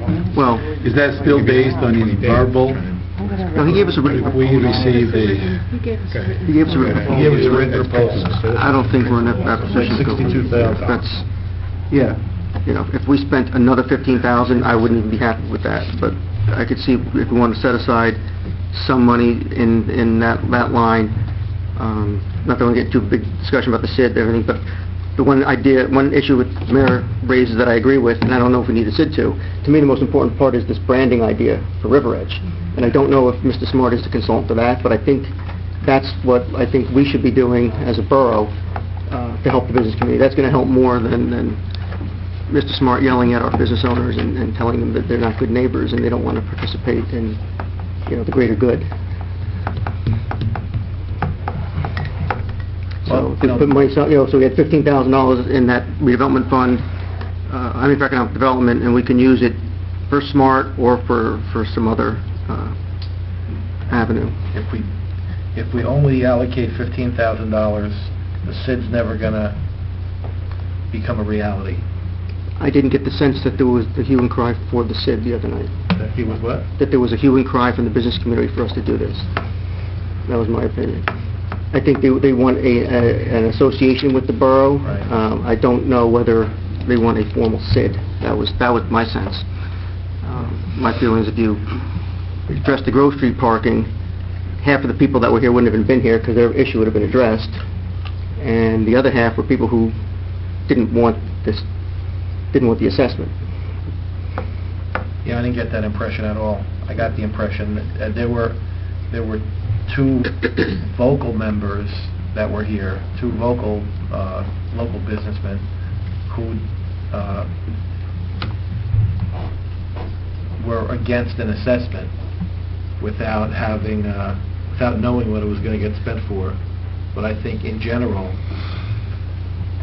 the people that I heard to like the idea of having the organization and taking baby steps, and maybe not having a 6% assessment, maybe starting somewhere between 0 and 6%. But we still have to spend money to support the business community in creating it and adopting the ordinance and getting the volunteers together to formulate a plan. But that's all going to be an administrative expense. And I'm saying we can put somebody SID, but we don't have to formally create the SID. But we need to just to create that working group. That's not going to cost whatever. The only money that would cost us is to have either SMART or somebody on a fee basis guide us, because he made it very clear that it's very dangerous for us to do this on our own. You need him, or we're going to fail. Yeah. That's what he said. So he made. So we can create it and just not. You don't have to create. I think all you need to do is create a working group right now, and not call it formally. Should be a baby step. And see where that develops with the planning and everything. And then if that grows, and I said, and I knew this would happen, his position is that because 180 people didn't come, that means they're implicitly in favor of this. And I don't necessarily agree with that interpretation of that. But you can see that and like I had said, the three business areas in town have very different needs and very different ideas of where to go forward, and it's going to be very hard to get them to come to a consensus, particularly when you're taking the money from one area and bringing it to another area. And that's exactly what we were hearing the other night. And there's nobody representing the south end of town except for Mr. Ciancia, who sent us a letter saying they're vociferously against joining the SID. So we got to balance all those. I didn't want And we're to not SID operating in a discussion, vacuum. Obviously, we have other costs and other things to think about aside from this whole situation. but I just think $60,000 is out of our range. Yeah, this year, that's all. absolutely. When you're talking about branding, though, you can't have like one, gray area and then everything else looks terrible. I mean, Branding is basically getting together, marketing and materials, getting. I understand what branding is. I know what it is, I'm trying like the to whole my package, interpretation of branding. It's not. We're not going to market one area. It would be marketing the whole town. Right. But I think that's something the borough can do. The mayor and council can do. Funding it, and I'm perfectly comfortable doing it out of the borough budget, because it does benefit the whole town, and you're not penalizing, if you want to call it that way, or assessing other property owners to do that. So I'm saying I would be comfortable saying I'd take $15,000-$20,000 in our budget without creating the SID and applying it for those purposes. it seems like some of the people were willing to create the SID, give it a try for a year without any assessment, see how that went. That was Mr. Smart, I thought, reinterpreting some of the words that were given. But he was very good at getting people, and who wouldn't? If somebody came up and you said, wouldn't you be willing to volunteer to help your community? No one's going to say, no, I'm not. Like who wants to end And that's the way he asked the question. Aren't you concerned about the greater good of River Edge? Well, of course we are. That was Right, good. that The was the way he details posed we the differ on. questions. But I thought at the end of the meeting, especially as I stood and talked to a few people, one of them being the owner, I forget his name, I apologize, of River Edge Diner. What is it? Sedaris. Was it Sedarius. Sedarius. That when he realized that we could create the SID without funding it, and let the work group develop a plan, and then in future years fund it based on the plan. And my interpretation was he was very much open to that and wanted that to happen. I think we should create the SID, but I don't necessarily think we need to assess this year. then why couldn't we just create a working group without formally forming a SID? Because I had, one of the people said, The- I don't the want answer to the to come, question is, there's but no somebody reason- gave me some of the thing. Once we create the SID, even if we say it's zero, we've already put in place, we can tomorrow change it and start assessing them whatever we want. Yes. So, once you open that door, you're not closing it again. Well, that's So- actually my argument. I mean, I agree with everything you say, and the answer to your question is, there's no reason we can't have the working group without the SID. But one of the things that I see as a concern or an issue is we have a lot of absentee property owners who really aren't keeping up their commercial properties. And we have a lot of business owners who are complaining that, that they're having issues with the frontage and the upkeep and other concerns. If we, and I'm frugal, if we create the SID, I think we put all of our property owners on notice that they could, and I think that is a motivating force. Gives us teeth. It has teeth, by the and way- that's what I called it. I call it a chamber of commerce with teeth.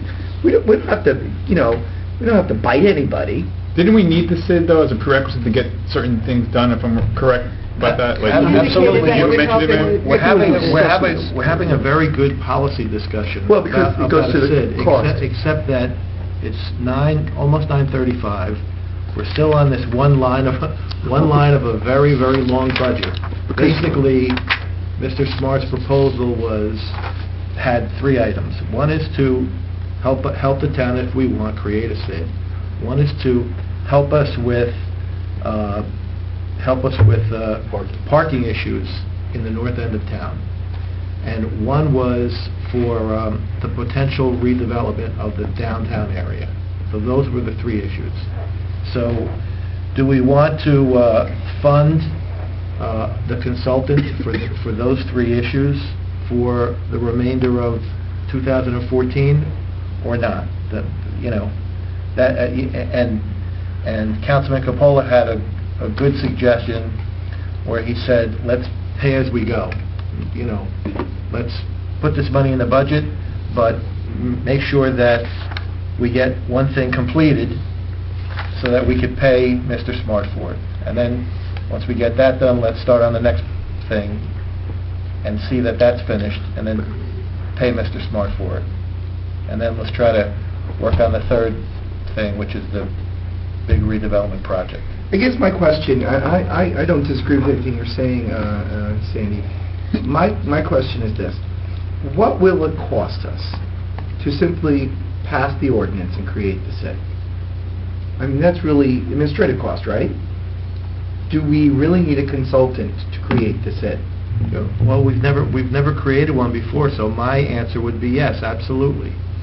Yes, why? We need a consultant to create the SID. Well, I thought the SID was essentially an ordinance that we would be passing. And then we can have a working group. I think you have to do the working group before you even adopt the ordinance. Yeah, and that's what I'm saying, and that's what you do. You have the working group, and then you see how that pans out. And if that looks like it's going to be something that's going to be sustainable, then you can create if there's a consensus to do it. So if we need the working group, then we need someone to run the working group, so then we do need the Yes, but consultant. but I said, we don't need to pay $60,000. Oh, I agree. So that's what I'm saying, we put aside some money for him, and we look at that part So there. what would be a reasonable amount? We'd have, Alan. something to $25,000. Let me see if I can bring the council and citizens back to a focus here. Are you happy with $200 municipal increase? No. If you're not, then you need to decide where you want to be in terms of a municipal increase. And I'm not saying you have to pick a number right now, but maybe the way to back into that is maybe look at the revenues first. Well, but that's what... Wait, let me finish. Look at the revenues first, see what you feel is reasonable considering your fund balance policy, and then you know that you're left with the expenditure side to get to whatever you consider to be a reasonable tax increase. But what I'm saying is, I can do that now. I can dismiss this now. We can raise the revenue $500,000 and call it a day. Simple as that. But what I'm saying, I don't think that's a good policy or a good financial planning procedure for us to do. And what I'm trying to say here is that because we're in a better situation this year than we have been in most years, and we have this ability to start doing what I would call more wants than needs, we still need to be careful as to what... So we're throwing everything into one pot this year because everything is getting better. It's not going to be sustainable again. We're going to load up on the spending side this year, and then we're going to be in a position next year where... Let me and rephrase that's where I'm saying we can solve that with the rut and with the... Leave the revenues for last, but then keep in mind that to get it down to $100, you need $373,000 to come out of expenses. Yes. So... And there's only... It's gonna hurt. But No matter also, where we take where it, is that it's going gonna to... hurt. But Alan, It's gonna hurt. if we pull things out of capital, would that also... But it's only at 5% Yes, of I the know it number, is. I know so it's that's... only 5%. Yeah, so... But that's part of it too. Is that- Right now, what we're looking at is something at around $5 million capital. We're not going to do $5 million capital. Yeah, So if because we start dropping capital, that will work towards... You got three categories to look at. Yeah, I know. Revenues, operating expenditures, and capital. So Yes, because- decide on what your priority is, knock them off, and come down to what the last... We don't have amount of enough time payment. right now to move the whole discussion into the capital budget. Okay. We were But that's supposed a to big... focus on Yeah. operating, see if we could cut anything, or what we can cut. I'm sure we can cut. Every year we cut stuff from our operating. Let's cut from operating, And I'll say... then we can go on to revenue and capital. Then my suggestion at this point, again, this is just for working purposes only. Right now, we reduced the engineering by 5,000, and I said I would reduce the economic development from 63 to 25. I would second that, for the time being. But yeah, this is just working right Absolutely. now. I agree for the time being. What was that number, 25? Yes. Yeah, so 1652 would go from 100 to 95K, and 1742 would go from 63 to 25K. Because those are really the only two lines in this operating budget where there's a lot of discretion. Yeah. The other ones are going to be under the capital improvement and the payment of the bonds, and that goes to the capital list. I think we could cut some out of 21,002, that went from 80, doubled to 17,000. But that's the 9,000 for the testing. Yeah, but I don't think it's going to cost that much. Last year, it was 6,400. There's no reason why we can't make it, 10,000. But Alan said it was 9,000 for the testing for the police department. That's a firm number. We're going to have more. This seems like we're going to have more testing. Every year, we've hired police officers. But this year might be more, with more retirements. Sergeants and lieutenants. If you want to take 2,500 out, I'll be for that. Yeah, I'll do that, fine. Trim something. Let's take 3,000 out or something. So you're talking about 2010-2 going from 17,870 to 15 or something like that? Is that what you're saying? Yeah. Yeah. All right, 15. But again, that's a false, no, because if the real cost to do the testing is 9,000, the real cost is 9,000. It's not like it's an estimate. The other ones we're working on are estimates. 2870 coming out? Yes. 15,000? Yeah. Okay. Now to go back to the legal, Alan, can we just look what was under the legal, because I want to see if we're covered with the school issue, if we have to be. 52. That's the 130,000? Just give the account number for everybody. 2015-52.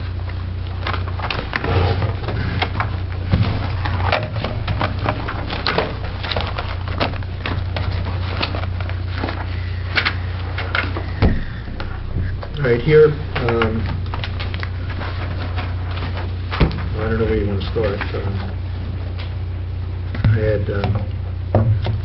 professional services, $3,200 for appraisals, things like that, related to tax appeals. Planning board and zoning board are pretty standard. The retainers are in here, planning and zoning board. I have labor relations 14.4. Because we'll probably start negotiations at the end of this year, aside from other labor relation issues. Borough attorney at 35,000, 20,000 of which is the retainer. Legal other, 17,000. 30,000 for the tax appeal attorney. 2,000 is for the police department to be able to pick up the phone and get labor consultation right away. Same with DPW, $1,000, and redevelopment attorney, $15,000. So basically, that 15,000 is our discretionary area, because we don't have a redevelopment attorney, so I guess if that could be used for that, or in case... Well, if a redevelopment issue can't legally... Yeah, but I mean, but assuming, although I don't think any of us expect it, it could happen that the Commissioner of Education makes a decision on the Oradell situation, and we're going to be back in litigation again. So that could happen this calendar year. Well, the Riverdale, I have that in legal letters. Legal I'm letter. sorry, line 172, so I have 17. Oh, $17,000 okay, we have for 17. the Riverdale issue. Mayor, would that be sufficient? 15,000? If something happens? 17, yeah, I have 17 for that. Yeah, that would be okay. Again, I don't want to be have to do an emergency No, if we can the legal line anticipate. shows, it shows no change, and we should just be happy with that. Can I ask a question on that? Would the need for tax assessment legal services diminish the further away you get from a major reassessment? It should. Yeah, it should. There are still, though, we still have some cases that are hanging out there from prior years, so those have to still be resolved. We still have plenty of tax appeals. But it has come down over the last 3 years. All right, what do we have to... So how much do we move so far, Alan? 5, 20, 30? I'm sorry? How much have we reduced? 46. 46? Yeah, 46. Almost 46. There really is.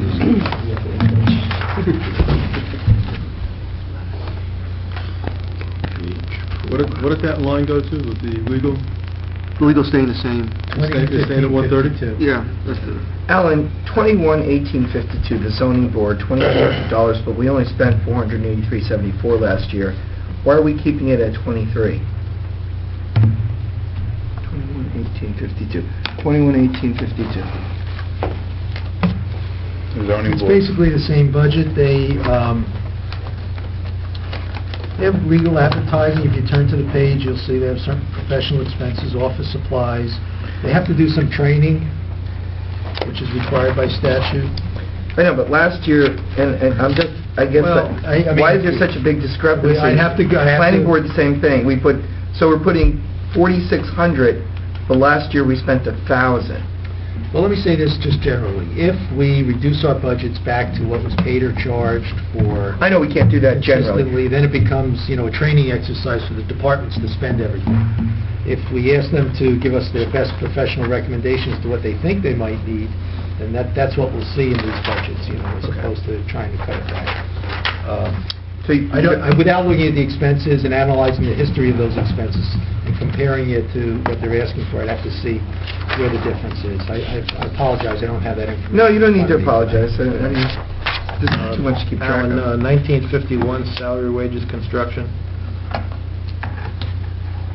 The $11,000 increase. 22, I'm sorry, I'm 1951. having a... 22, 1951. 22.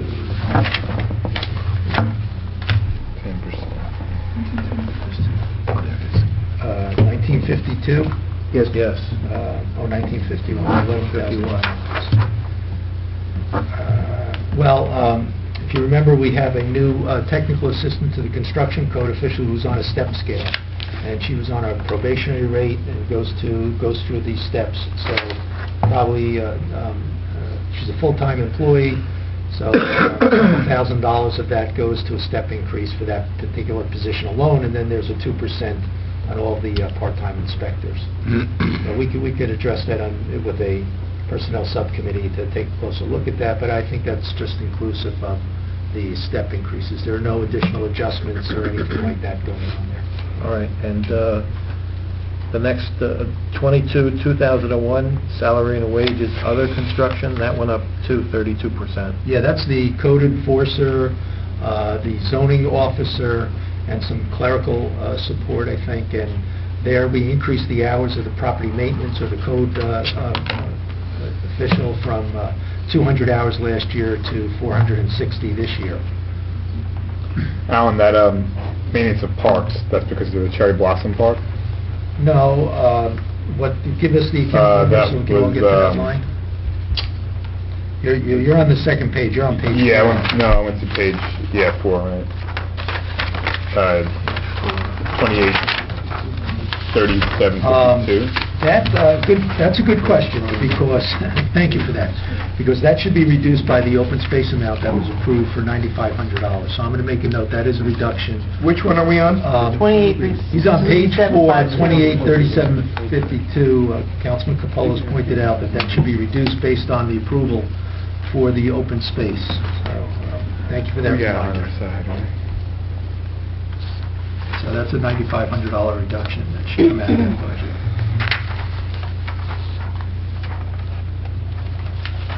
What line is that? 28 what? 3752. Yeah, 28,375. So that's going from 13,300 to, Yeah, I believe it'll come back to Back to 4,100.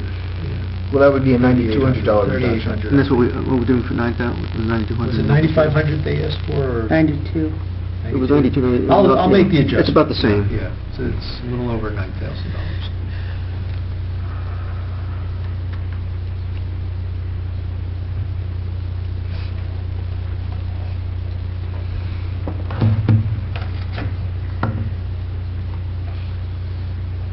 So the salary, the libraries, yeah, so their salary budget's going up $72,000.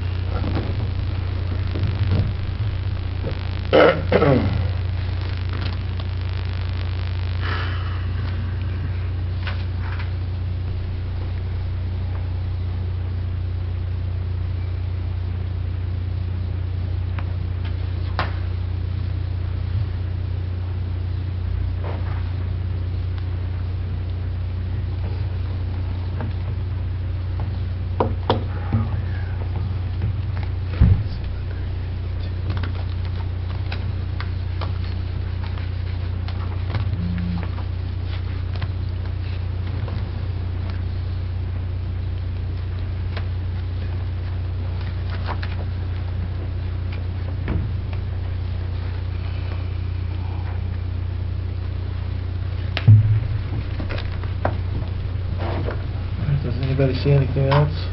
The 25, 25, 22 emergency management, what's that increase for?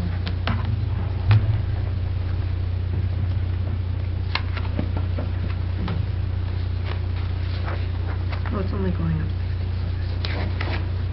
Just one more. Sorry, Ben. The last one on page 3, why did the group health rate go up so much? Yeah, is that a firm number? Yeah, For the group health? Well, that number, first of all, the rates are, I apologize, if you go to the account, emergency management has a couple of, you know, want to load them and things like that for $500. Group health, the group rates are up 11.5%. This number includes the contribution of the employees, about $72,000 is being netted out of this number for the employee contribution or copay. The number of employees are basically, I think it's one less than what we had last year. I think we're at about 54 employees as opposed to 55 last year on the group health plan.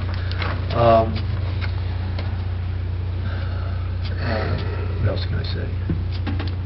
Also, starting next year, we're going to see that decrease because our bargaining units have been exempt from the scale-up in their contribution percentages.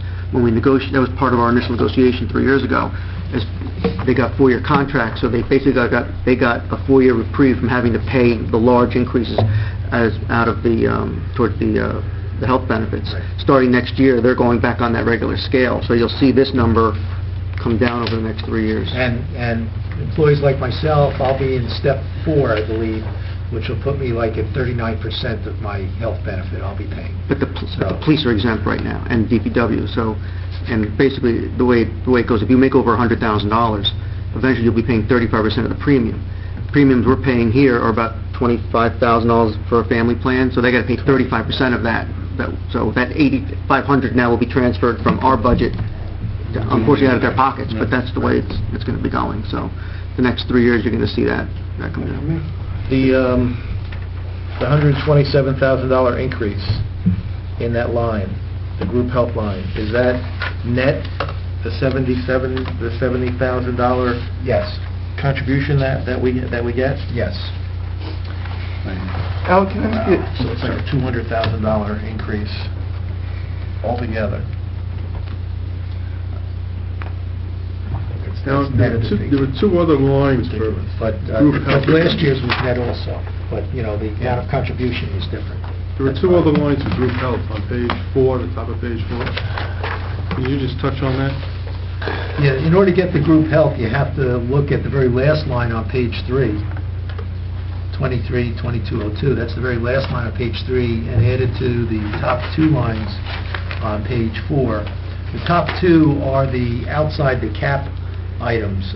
The one is for the library, and one is we're permitted to take a percentage of the library, the group health outside of the cap for appropriation and cap levy purposes.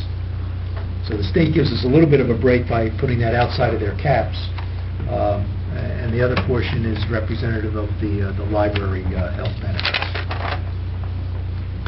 Alan, can I ask you about 263053? It says apartments. Yes. I need to understand this.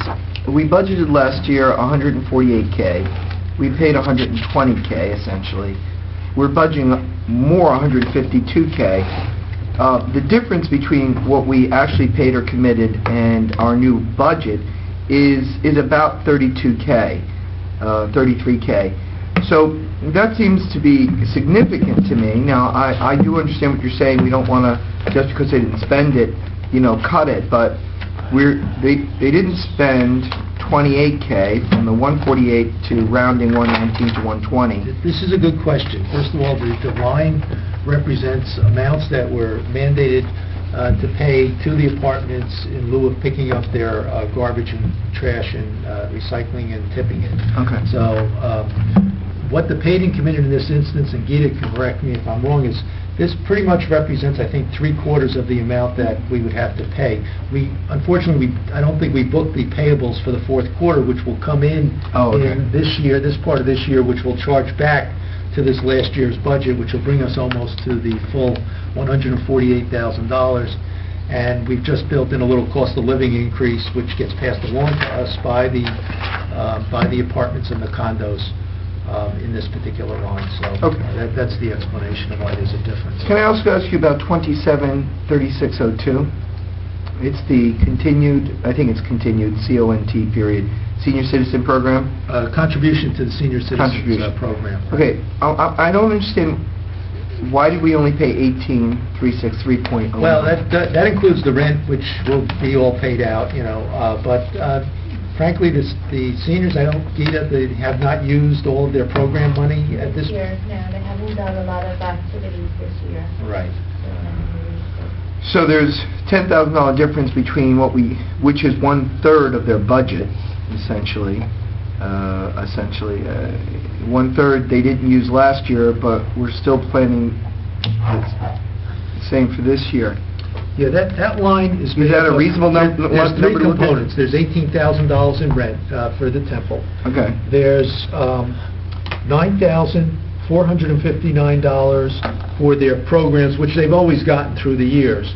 And then we have included, based on what councils have asked for in years past, $2,000 in case we didn't get the grant from the senior citizen activities from the Community Development Block Grant.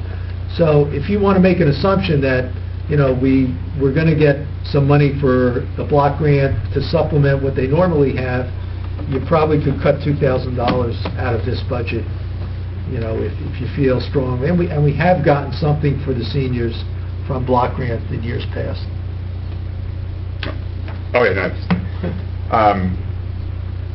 The capital improvement, 44... We're not done with this one. Oh, okay, I thought we were done. No, we're not done. That's why I paused. I recommend that we reduce it to from 29,459 to 27.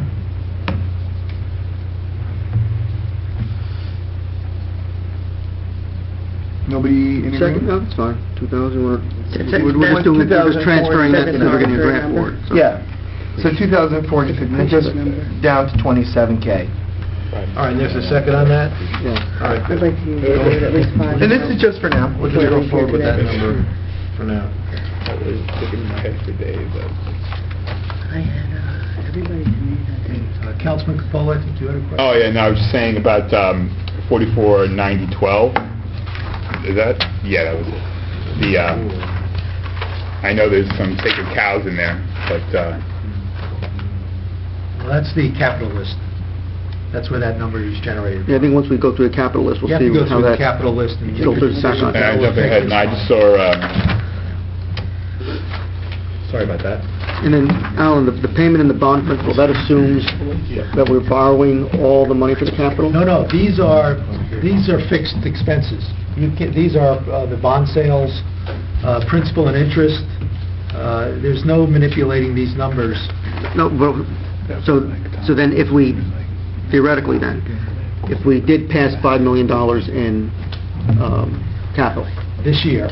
Right. and we decide we're going to do all the projects this year, so we bonded the $5 million, then that debt service would probably go, that was the $500 and something thousand annual interest and payment of interest. If you did it, if you wanted to do the $5 million this year, the only impact would be the capital improvement fund and the down payment monies this year. The next year. Even if you got all of it done this year, what I would do is I would go out and borrow money this year and have the notes or the bonds come due in 2015. So any principal or interest payments based on what you decided on and got done this year would hit the 2015 budget as future payments, but the down payment and the capital improvement money would be in this year. So that's how you have to think about it. You know, I can get those payments deferred until 2015. And I know you've given us But I could before. raise the cash for all of that this year. And you've given us before, but could we just get a revised debt schedule so we know what's coming off this calendar year in terms of principal and... Yeah, I think I provided that I to think the you did do Finance it. Committee. Yeah, You know. if we could just get it before when we get to the capital, so that'll be part of the Yeah, consideration. I'll make that first part of your correspondence. I had a question about 263152, the vehicle maintenance. There's a almost 15,000 increase on that one. Where are you interested, Kathleen? 26 what? 263152, page 4.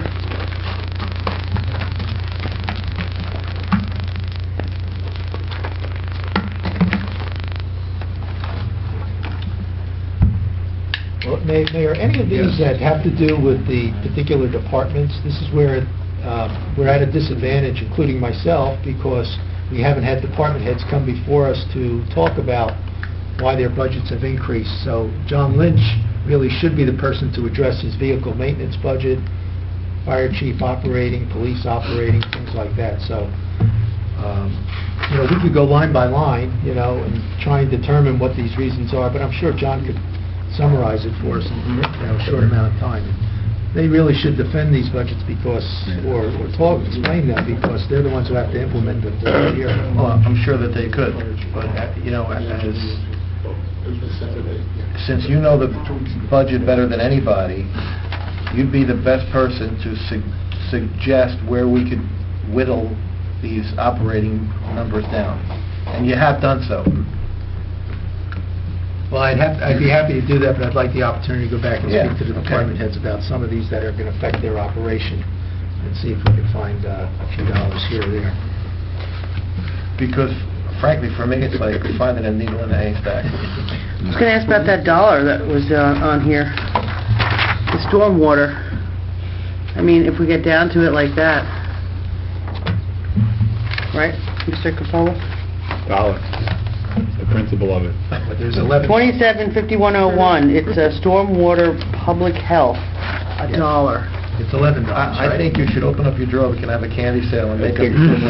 Someone needs the candy right now. I'd like to explain that. I'd like to explain that so you understand how complicated this gets. We have these stormwater requirements that we must fulfill. Some of these are training requirements. So a variety of employees have to be trained in the stormwater regulations because they involve public health. So in this instance, what I've done, because we have these stormwater requirements, but we have these appropriation caps, is I've allocated $11 from the salaries of the clerk in the health department to be trained in stormwater so that it falls outside of the spending cap because it's stormwater related. So That's why you see a separate line for $11 for, 15 or 20 minutes of, or half an hour of training of the clerk who's going to get trained in stormwater, but we're permitted to put it outside the cap, so I am putting it out there to make sure we don't have a cap problem on top of a spending problem. So I apologize for some of the minutia that's in here as well, but those are the types of regulations and mandates that I have to deal with to try and get us into the best position we can. I'd like to go on work record and with say, this. I think it's great, doing a great job. I would say we should take that dollar out. The, 2 hours, we've got it down 46,000. I have a question on Still has page, to be trained. page 4, Actually, we were 57. page 4, 29, 3902, that's the library line. That's, Say again, Mayor, I'm sorry. that's, It's two items, Mayor. That is the other expenses for the library, $5,800 in maintenance for the library, HVAC system and things like that. It does not include the 10,000, which is on our log to be posted the next time we look at this. So that number will be up to 106,163 the next time we look at it. okay. And The salary and wage line. and change. That's based on the recommendations of the library board and director and the strategic plan. Personnel subcommittee could certainly look at that. In the past, we did have a lot of communication and collaboration over the library salaries, but if you'll remember, about 2 years ago, we drew a sharp line of distinction on the salary and wage line, not having that cooperative look at their salaries. Now, the library determines their salaries, adjustments, hours, and basically what we look at is the third of the mill and the amount that we can appropriate to the library. You can certainly have a discussion with the library board as to what their hours are and, wage rates within the context of that third of the mill. And, you might want to make a note that when we come back in about 2 weeks to the library board, that could be part of that discussion. Okay. But, right now, I just have the hours that the library director has asked to be put in there. And that represents like an 18% increase. It's the 2% increase plus adjustment for about 5 employees and their hours, going from like 17 hours to 20 hours. All right. You have to get a master's Mayor, degree, can so I you gotta say pay for that. Yes. one other thing? I know we have to wrap up, but if you are going to talk with Superintendent Lynch, I don't know where this would fit, but this whole concept of the green wall and China not accepting as much recycling as they may have in the past, and does he need to account for that in any of the operating for recycling? Right now, I don't think we need to affect the operating budget for that. I think we can handle that. Okay. We're aware of it, and we're going to try and get a notice out to the public when we put that map out there by the end of February. I'd like to get that map out there with a notice to the public about the green wall problems and how they can help us keep their recycling clean. And so, it may not even be as much of a problem as other towns are having. Right, okay, so I just wanted to... But I appreciate that, yeah, no, we've already talked about that. I think we're okay with what goes on there. All right, can I have a motion to adjourn? So moved. All in favor? Aye. Next meeting is Tuesday, the 11th. So we reduced the tax levy by $15 so far. Which is very nice, yeah. You all choked up? We're just scratching the surface, these big burly men in their suits doing chicken dance and